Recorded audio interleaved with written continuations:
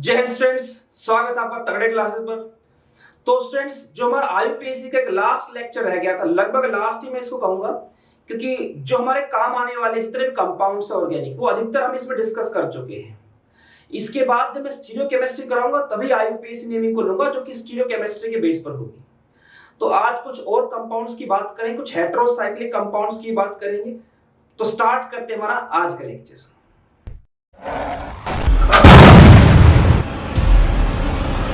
देखिए स्टूडेंट्स, हमारे पास यहां पर ये एक मॉलिक्यूल है। पहले बात करेंगे इसके आईयूपीएसी नेम की। इसका आईयूपीएसी नेम होगा बेंजीन 1,2 डाइओल। ठीक है, इसका कॉमन नेम इसे लिख रहा हूं क्योंकि इसका कॉमन नेम भी यूज होता है, कैटाकोल। ये इसका कॉमन नेम है। अगर इसी OH को मैं एक दूसरे के रिस्पेक्ट में 1/3 पोजीशन पे ले आऊं, जैसे कि ये है, तो आईयूपीएसी नेम तो बनेगा इसका बेंजीन 1,3 डाइओल। कॉमन नेम जो होगा रिसोर्सिनॉल। नेक्स्ट की बात करें, अगर फर्स्ट और फोर्थ पोजीशन पर है OH ग्रुप एक दूसरे के रिस्पेक्ट में, तो आईयूपीएसी नेम तो इसका होगा बेंजीन 1,4 डाइओल। लेकिन जो इसका कॉमन नेम है फिनोल। अगर यहीं पर मैं दोनों OH की जगह O लगा दूं ऐसे, तो यहां पर तो डाइओन आ जाएगा और इसका कॉमन नेम क्या हो जाएगा, फिनॉल। ये हो जाएगा। ठीक है, अब देखिए, आज हम अधिकतर उन मॉलिक्यूल्स की बात करेंगे जिनकी कॉमन नेम काफी फेमस है, तो आपको उनके कॉमन नेम भी पता होने चाहिए। नेक्स्ट है OCOCH3, मतलब एस्टर ग्रुप, और यहां पर है आपका कार्बोक्सिलिक एसिड ग्रुप। तो पहले इसके आईयूपीएसी नेम की बात करेंगे, वो क्या होगा, बेंजीन कार्बोक्सिलिक एसिड। ये तो मेरा मेन चेन का नाम हो गया,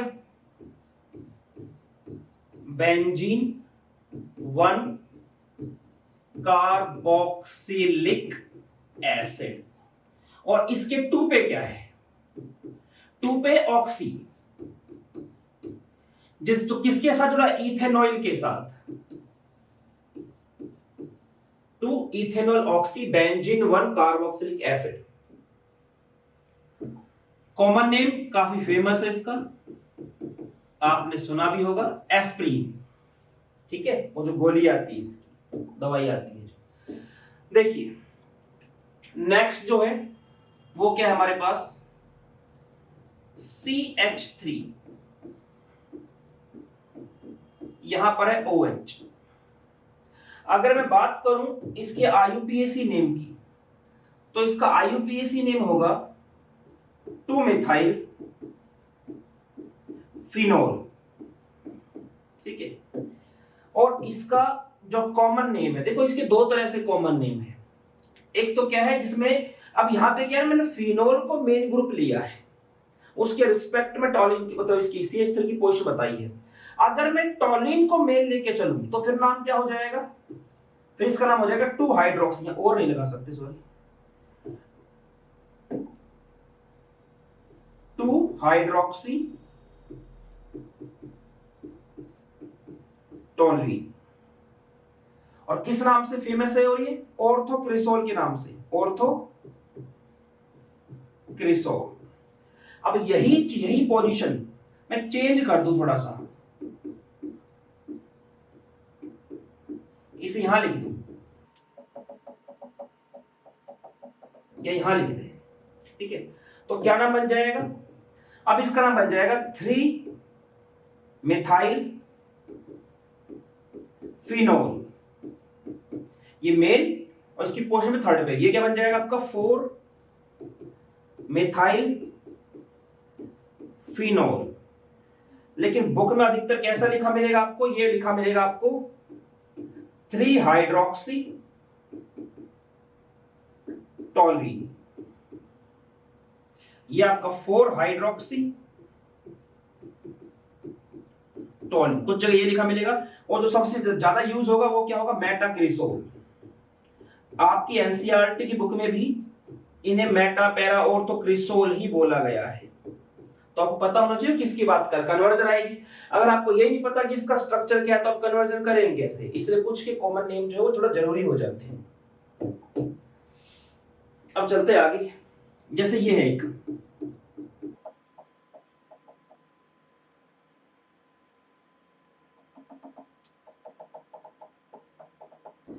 CH3 एक दूसरे से 1 2 1 3 और 1/4 पोजीशन पर है। तो अगर कोई बोले इसका आईयूपीएसी नेम बताओ, तो आईयूपीएसी नेम बहुत सिंपल है, इनका क्या है आपका 1,2 डाइमिथाइल बेंजीन, ऐसे इसका 1,3 आ जाएगा। 1,4 डाइमिथाइल बेंजीन। लेकिन आपको किस नाम से लिखा मिलेगा, ये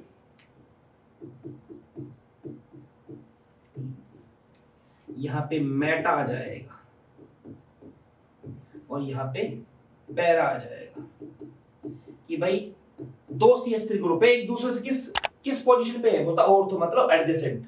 मेटा इस तरह से 1/3, पैरा इस तरह से 1/4 पोजीशन पे, ठीक है। तो आप इसका स्क्रीनशॉट ले लीजिए, फिर आगे चलते हैं। देखिए स्टूडेंट्स, इसके आगे ये NO2 नहीं है, ये NO ही है। इसका आईयूपीएसी नेम होता है नाइट्रोसो बेंजीन। अगर COOH ये ग्रुप एक दूसरे के साथ 1 2 1 3 और 1/4 पोजीशन पर होते हैं तो आईयूपीएसी नेम तो आप इसका आराम से लिख ही लेंगे, लेकिन इनका कॉमन नेम भी होता है जो कि काफी फेमस होता है, तो आपको वो भी पता होना चाहिए। जैसे इसका आईयूपीएसी नेम क्या होगा, बेंजीन आपकी मेन चेन। क्यों, क्योंकि जो आपका फंक्शनल ग्रुप है उसका कार्बन क्या डायरेक्ट जुड़ा हुआ है रिंग के साथ, तो रिंग आपकी मेन चेन हो गई, तो उसके लिए बेंजीन वर्ड यूज करते हैं जब रिंग आपकी मेन चेन होती है। और क्योंकि स्ट्रॉन्ग फंक्शनल ग्रुप है यहाँ पे, लेकिन इनके कार्बन को मैं काउंट नहीं कर पा रहा हूं, तो ओइक एसिड नहीं कार्बोक्सिलिक एसिड लगाऊंगा इनके लिए। तो 1,2 डाई कार्बोक्सिलिक एसिड, एसिड इसका नाम होगा वो क्या होगा, बेंजीन। 1,3 डाई कार्बोक्सिलिक एसिड, ऐसे इसका जो नाम होगा वो क्या हो जाएगा, बेंजीन 1,4 डाई कार्बोक्सिलिक एसिड, ये इसका आईयूपीएसी नेम है। लेकिन अधिकतर जगह इसका कॉमन नेम लिखा आता है, इसका कॉमन नेम होता है थैलिक एसिड। ये होता है आइसोथैलिक एसिड, टेरिथैलिक एसिड।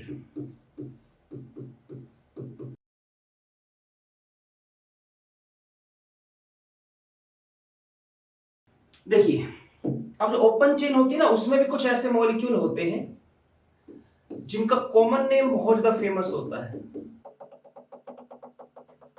ये जैसे इसका आईयूपीएसी नेम क्या है, हेक्सेन 1,6 डाइओइक एसिड। क्योंकि इस बार क्या है, इसके कार्बन भी मेन कार्बन चेन में काउंट हो रहे हैं, ठीक है। लेकिन इसका एक कॉमन नेम भी होता है जिससे काफी फेमस है ये, जो कि है एडिपिक एसिड, ठीक है।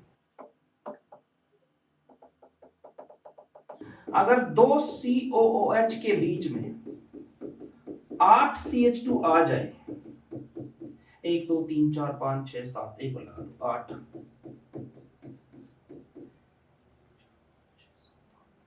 तो इसका आईयूपीएसी नेम तो सिंपल आपको पता ही है, डेकेन 1,10 डाइओइक एसिड। पर ये अपने कॉमन नेम से बहुत फेमस है, सेबेसिस एसिड। ठीक है। अब एक है डीडीटी, आपने हेलोएरिन्स में पढ़ा हो उसके बारे में। फुल फॉर्म क्या होती है इसकी? Dichloro diphenyl try chloro ethane. तो इन्होंने क्या किया है, एक डी यहां से लिया, एक डी यहां से लिया और टी यहां से लिया, इस तरह डीडीटी बन गया। ठीक है। इसका एक और नेम भी होता है, इसका स्ट्रक्चर बनाता हूं पहले मैं आपके लिए। स्ट्रक्चर कैसा होगा देखो, इथेन मेन चेन है, मेन चेन इथेन होगी 2 कार्बन की। कहता है कि डाइक्लोरो डाइफिनाइल की 2 फिनाइल हैं,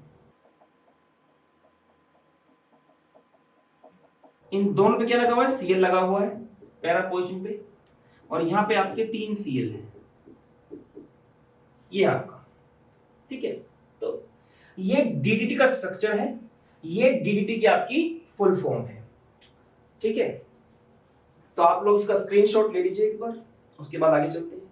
अच्छा स्टूडेंट्स, इसमें एक बात ध्यान रखना, आप इसके बेस पर ना इस स्ट्रक्चर को बनाएंगे तो प्रॉब्लम आएगी, क्योंकि उसके लिए क्या आपको प्रॉपर इसकी आईयूपीएसी नेमिंग जो होगी उसके हिसाब से बनाएंगे तो दिक्कत नहीं आएगी। जैसे कि 2 कार्बन की चेन है हमारे पास, सबस्टेंट ये भी और ये भी, ये क्या है, ये क्लोरो है, और ये क्या है, ये फिनाइल है। ठीक है। तो हम पहले किसको लिखेंगे, हम पहले इसको लिखेंगे। अगर ये कॉम्प्लेक्स सबस्टेंट भी है कि ये सबस्टेंट और उसका सबस्टेंट, तो ये क्लोरो क्लोरो, ये क्लोरोफिनाइल है, ये ट्राइक्लोरो है। तो मैं कैसे लिखूंगा देखो, 1 2 1 1 1 ट्राई क्लोरो, ये खत्म हो गया। उसके बाद क्या है, 2 2 2,2। अब क्योंकि कॉम्प्लेक्स सबस्टेंट हो गया ना, ये मेन चेन है, ये इसका सबस्टेंट और उसका भी सबस्टिट्यूएंट। ठीक। तो क्या हो जाएगा आपका बिस। बिस क्या है, क्या है 2 बार, पैरा क्लोरोफिनाइल है ना। इसके देखो 1 2 3 4 4 क्लोरोफिनाइल लिख दो या पैरा क्लोरोफिनाइल लिख दो, पैरा क्लोरो फिनाइल, और अब खुद क्या है ये आपकी इथेन। ठीक है। तो ये इसका नाम है, इससे इसका स्ट्रक्चर आसानी से बन जाएगा। अब आप इसका स्क्रीनशॉट ले लो। देखिए स्टूडेंट्स, अगला क्वेश्चन जो है इसमें, ये जो मॉलिक्यूल आप देख रहे हैं इसे नैप्थलीन बोला जाता है।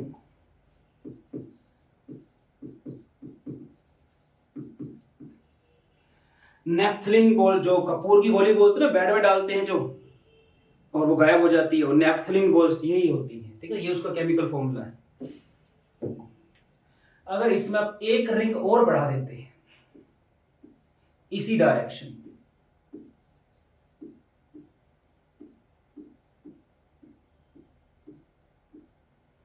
तो इसका नाम होता है एंथ्रेसीन। एंथ्रेसीन। और इसी तरह से 3 कार्बन की हो, लेकिन, और 3 कार्बन क्या हो, 3 ही रिंग हो, लेकिन एक रिंग आपकी कुछ इस तरह से हो, यहां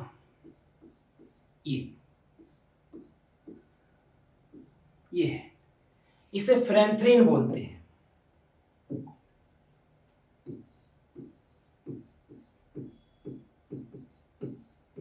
फिनेंथ्रीन। ठीक है। इसी तरह से कुछ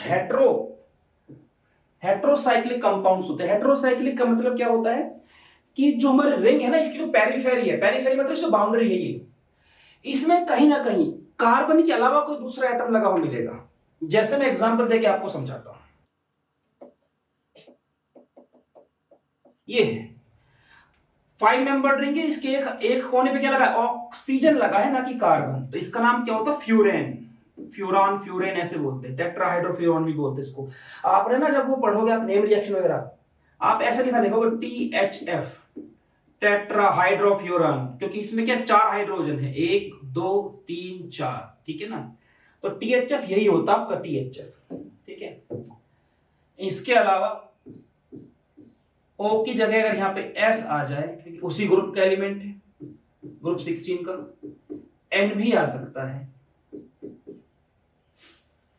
और ऐसा भी हो सकता है कि जो आप बेंजीन रिंग बनाते हैं उसका एक टर्मिनल, मतलब उसका एक कॉर्नर जो है वो नाइट्रोजन घेर ले, इस तरह से। ये हाइड्रोसाइक्लिक कंपाउंड्स कहलाते हैं। इसका नाम होता है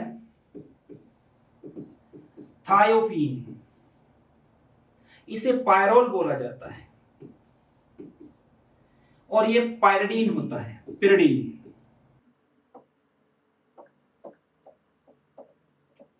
ठीक है। और देखिए इसके अलावा अगर इसी को मैं आगे बढ़ाऊं थोड़ा सा, इस तरह की जो रिंग होती है, 4 बेंजीन रिंग इस तरह से मिल जाए अगर,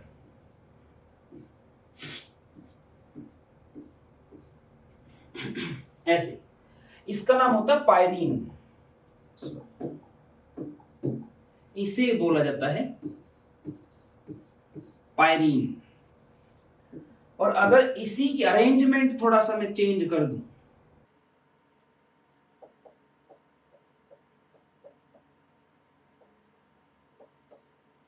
इस तरह से, ठीक है, और एक मॉलिक्यूल बना देते हैं यहाँ पे।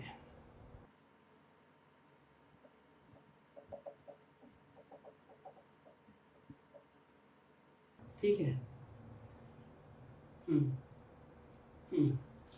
देखिए इसमें क्या होता है, जो ये इसे बोलते हैं पैरासाइक्लिन, इसे बोलते हैं पैरासाइक्लिन। साइक्लिन, ये अमाइडोजोल रिंग होती है, अमाइडोजोल। इसे आप पढ़ेंगे बायोमोलिक्यूल में, जब आपसे बात की जाएगी कि अमाइडोजोल जो होता है इसमें, उसका जो नाइट्रोजन होता है वो आपका जुड़ा हुआ होता है। मतलब जब मैं आपको पढ़ाऊंगा अल्फा एमिनो एसिड पढ़ाऊंगा उसमें आपको, हाँ अल्फा एमिनो एसिड पढ़ाऊंगा, उसमें आप लोग देखेंगे इस चीज को। ठीक है, जब मैं आपको क्या बोलते हैं उसको, हीमोग्लोबिन के स्ट्रक्चर के बारे में बताऊंगा। ठीक, तो ये कुछ और कंपाउंड्स जो हमने पढ़े थे, उसके अलावा, इसके अलावा देखिए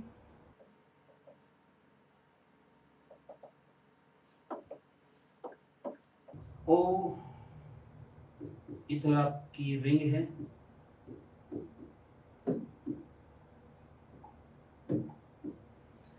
इस रिंग के साथ लगा हुआ है CH2 CO Cl। ठीक है, ये जैसे हमारे पास, तो इसका आईयूपीएसी नेम क्या होगा? देखिए इसमें 2 कार्बन की चेन, मेन चेन है, 1 2 फंक्शनल ग्रुप आ रहा है इसके साथ, तो 2 के लिए क्या लगा दूंगा मैं, ईथ लगा दूंगा। 2 के लिए आ गया मेरे पास ईथ, सिंगल बॉन्ड इनके बीच तो एन आ गया।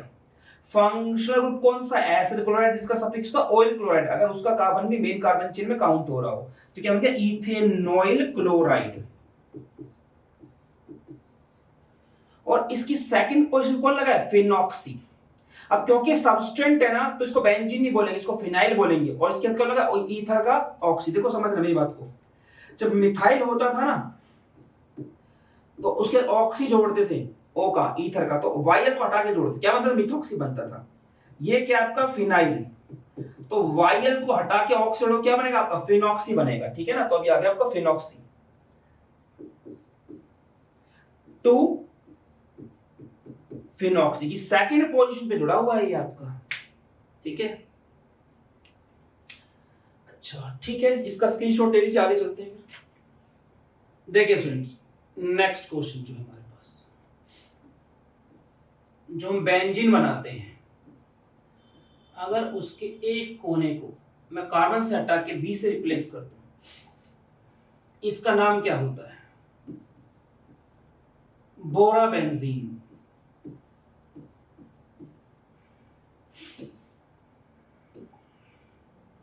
उसके बाद है हमारे पास, अब जो मैं बना रहा हूं इसे आप इनऑर्गेनिक बेंजीन भी बोलते हैं।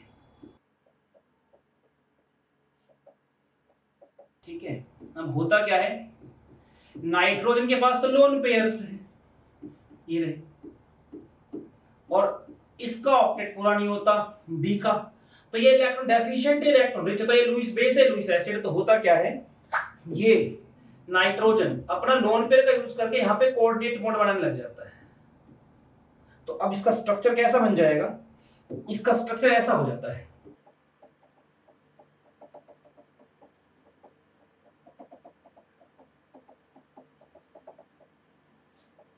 ऐसा, इसे बोलते हैं बोराजीन, जो कि आपकी इनऑर्गेनिक बेंजीन के नाम से भी जानी जाती है, ठीक है। एक होता है आपका COOOC, ठीक है, यहां पे रिंग लगी रहेगी और यहां पे ही, ठीक है। खोल के दिखाऊंगा इसको तो कुछ ऐसा नजर आएगा ये,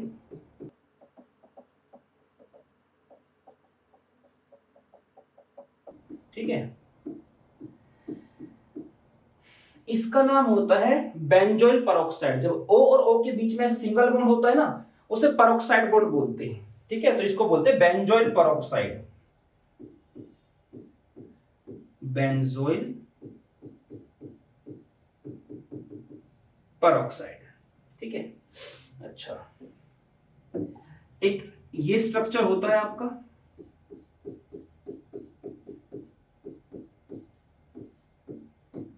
इसका आईयूपीएसी नेम तो होता है आपका 1, देखो इथाइल मेन, सब मेन चेन तो बेंजीन हो गई, तो बेंजीन लिख दिया मैंने। अब बेंजीन पे यहां पे 2 कार्बन है, तो इथाइल हो गया, तो ये हो गया इथाइल।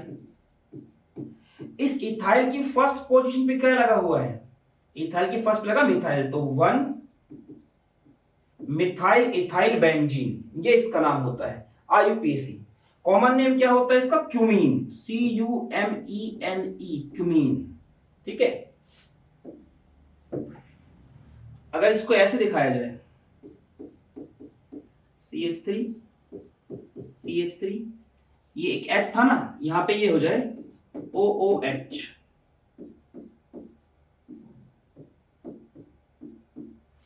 इसका नाम होता है क्यूमीन हाइड्रो पेरोक्साइड, ठीक है। बेंजीन के साथ अगर ऐसा हो, C double bond ON H,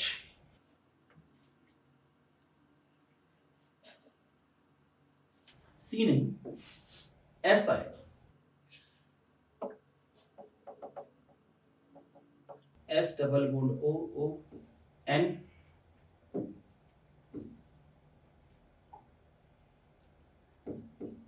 NHCH3। तो आपको ध्यान है, इसको मैंने सल्फोनामाइड बोला था, तो N मिथाइल बेंजीन सल्फोनामाइड, ये क्या बन गया आपका, N मिथाइल और बेंजीन सल्फोनामाइड आपका मेन हो गया, बेंजीन सल्फोनामाइड। और यहीं पर अगर मैं ऐसे कर दूं, Cl लगा दो इस पे NH की जगह पे, तो ये क्या बन जाएगा, SO2 Cl, और ये आपकी रिंग है, benzene sulphonyl chloride, benzene sulphonyl chloride, ठीक है। तो जितने भी नाम हमने लिखे हैं यहाँ पे, ये सारे वो जो हमारे काम आएंगे। तो अभी फिलहाल के लिए हम हमारी आईयूपीएसी नेमिंग को यहीं पे रोकेंगे।